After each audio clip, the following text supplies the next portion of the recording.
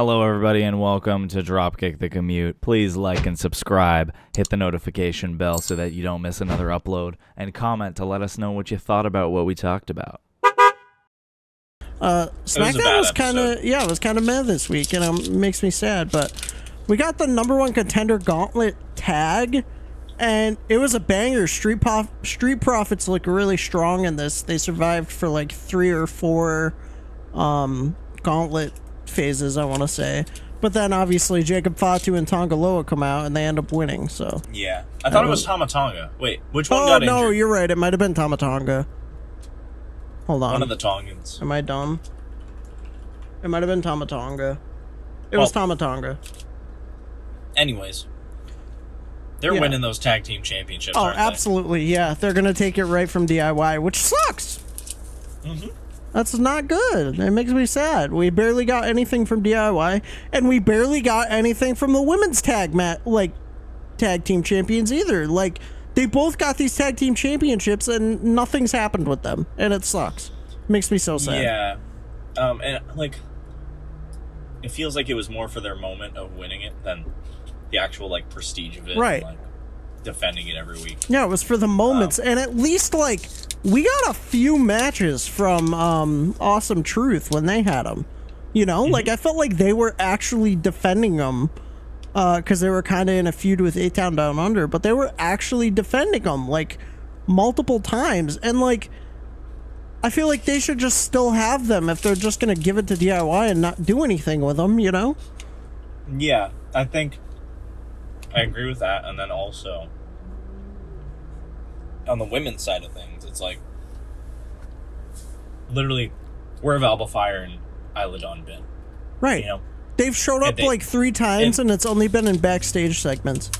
Yeah, and it's like, okay, they won just so they could win in Scotland. You should have kept the belt on Jade and Bianca, because now they're like being featured in like 3-minute matches, if that, or little segments that don't really mean anything, because the tag team titles don't mean anything anymore. Right. And I think that also you have to lend that to the fact that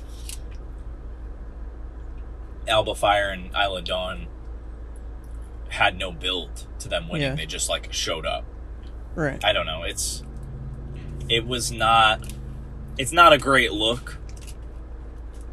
Obviously, like, whatever, hand the titles over to the Samoans. They look more strong. You know, you also, like, you'll probably have that tag team match. Well, actually, I don't know when they're facing off. They're facing off on SmackDown. Is it at SummerSlam? No, it's on SmackDown this Friday.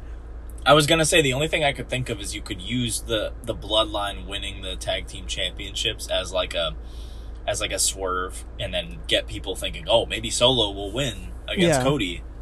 Which maybe that will still happen, but like, dude, I don't know. It's in a weird spot, and I'm not a fan of it. But Raw's still great every week. But now SmackDown's just like blah, blah, blah. I think SmackDown will genuinely get better once Roman comes back, obviously. I mean, think about how long the Bloodline carried SmackDown for, dude.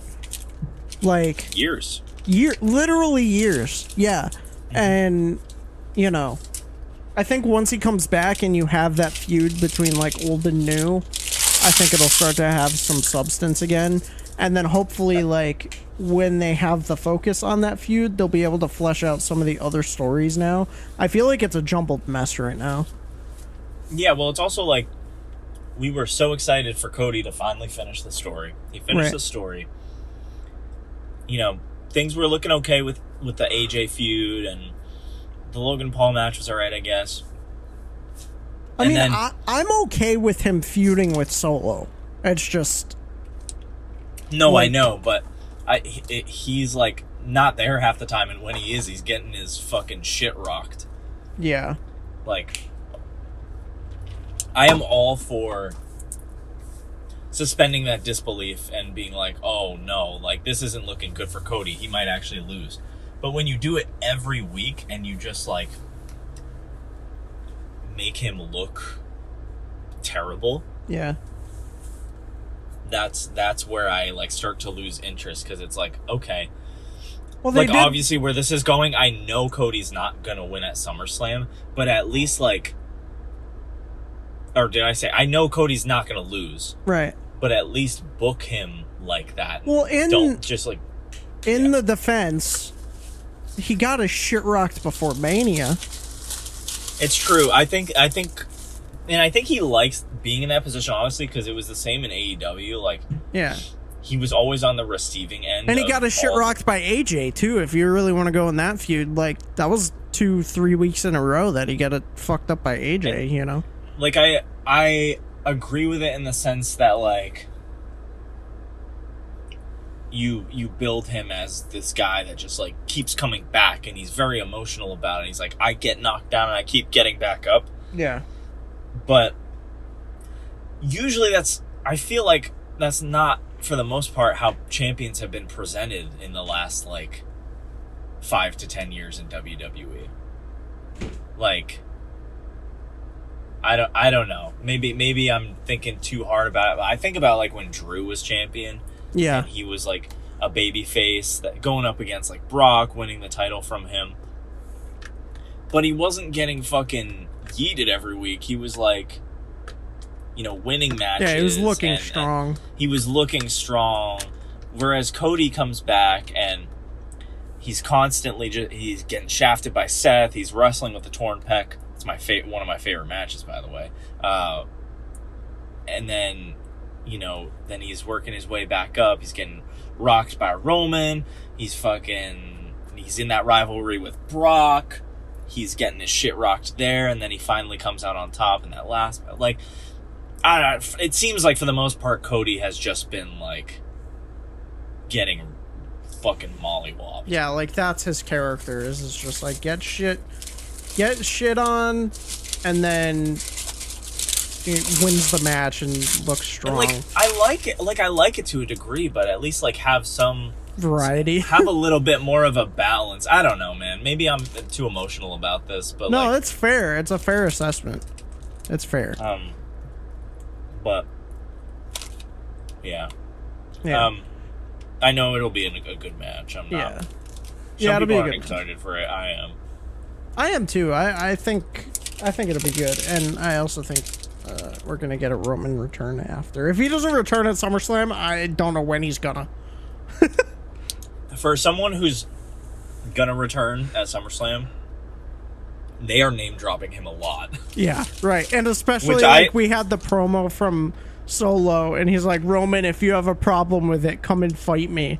Like he literally said that. So well, I guess it's a good idea too, since the crowd is acknowledging that they want him back. yeah, But at the same time, it's like usually we like forget, like we stop talking about him enough to forget about him, and then he'll come back. yeah. So it's just funny. It's gonna be crazy as Roman as a baby face and actually be successful. It's gonna be insane. Dude, I can't wait. I'm really excited for Excited. I'm excited for this. Is what I look forward to in SmackDown. Cody can go do his thing. Take him out of this storyline. Have him like defend the championship. Have him be over this bloodline shit. Like, you know, and then the bloodline shit is gonna start getting good. We get the War Games match or some kind of bloodline civil war part 2. You know. Yep. It's like it's time. Let's split them up, because again, you know, you have this big storyline. The Bloodline and Cody are 2 of the biggest attractions to SmackDown. But imagine if they're not in the same feud. Then, well, they weren't at one point. Right. You know, have that be that way again, and then it's like, oh, okay, now we have 2 really like big star-studded programs on SmackDown that actually give the show some more substance. Yeah. Yeah. I'm excited for it. You know what I'm not excited for? What? I'm not excited for the Bayley match. Yeah, me neither, dude. I want Nia to win, but I'm just sad about Bayley. It sucks. Sure, her run has not been good, and it makes me sad. Because she deserves it. She deserves a good run. Her winning the Rumble was huge, and like, Her breaking off from Damage Control was huge, and her match with Io at WrestleMania was so good. Yeah, it was incredible. And again, it's another thing. She got her moment, and then they didn't do anything with it. They tried to, but it didn't work. And it's not even like a detriment to herself. Like, she's a great character. Yeah. You know, it's a great wrestler. She's not being booked like the champion she is, and that's a problem. It is. You know? Yeah. I don't know. So many championships changed hands at WrestleMania. And I sort of feel like two of their biggest ones, both their Smackdown ones, actually, their men's and their women's, just like aren't, in my opinion, being booked like the world champions that they have like scratched and clawed to become. Yeah. So, you know, I think it's a title change that needs to happen, and it'll be sad when it happens, but I think it needs to happen. Yeah, for it to like feel substantial again. We need a reset. I don't entirely like too that like I wouldn't care if Tiffany was roped into. I wouldn't care about Tiffany being roped into it if she wasn't like friends with Nia Jax, but I guess it does add another layer of like, oh, she's gonna turn on Nia at some point. Yeah. But then also like Michin's like thrown into this, and they did that tag match, right? Was that? Yeah. And that was the main event. Yeah, it was. Yeah, Tiffany's briefcase is all taped up, and it's very silly, and I love it. I'm glad they didn't just like get her a new one right away. It's like all taped up. It's got like pink and green tape on it. She was holding it. She's like, oh, my poor briefcase, and like all this stuff. And I think the plan too is we're gonna get that bedazzled little briefcase. Yeah, my thinking is like Nia's gonna win at SummerSlam, and she's gonna be wearing the crown and have the title, and she's gonna be like, well, I'm rich now, so here you go, Tiffany, best friend.